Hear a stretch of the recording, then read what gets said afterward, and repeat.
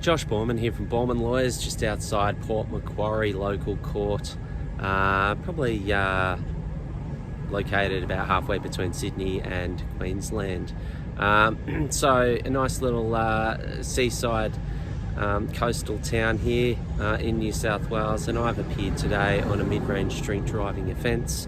The facts of the matter were pretty stock standard. Client had finished work, gone over to a friend's house. He'd consumed 6 beers between 4 p.m. till 9 p.m.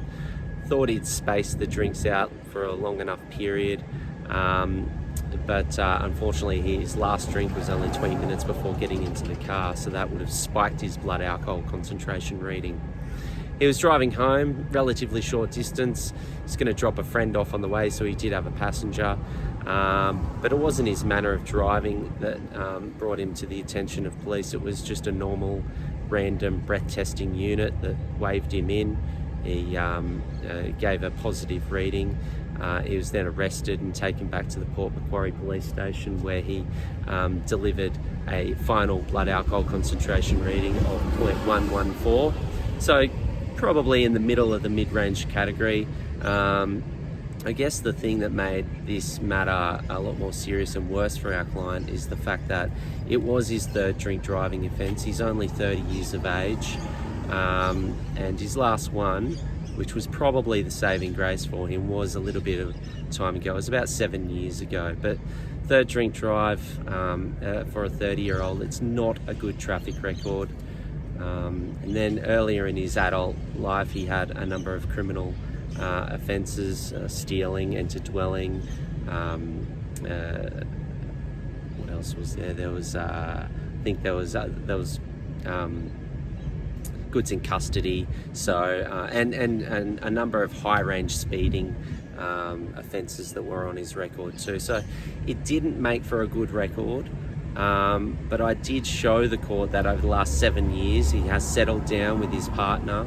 He's started a business. He's now got 2 children, 2 children under the age of 3 years old. So it's the time of his life where he's had to pull his head in and settle down. But unfortunately, he's made this mistake in relation to this drink driving matter, and he's back before the court again. But I did want to stress that this offence before the court today was not a case that would kickstart a pattern of reoffending into the future.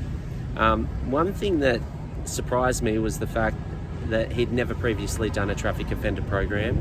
I got him along to do that, and it was a massive eye-opener for him. He mentioned that he took a lot away from it, and he believed that a lot of, everyone should have to do it before being given a licence, before they can drive. So it obviously had an impact on him, and I did mention to the court that obviously it was his first time, and it's certainly hope that moving forward he'll take those lessons he's learnt from that and certainly act with greater responsibility when driving on the road.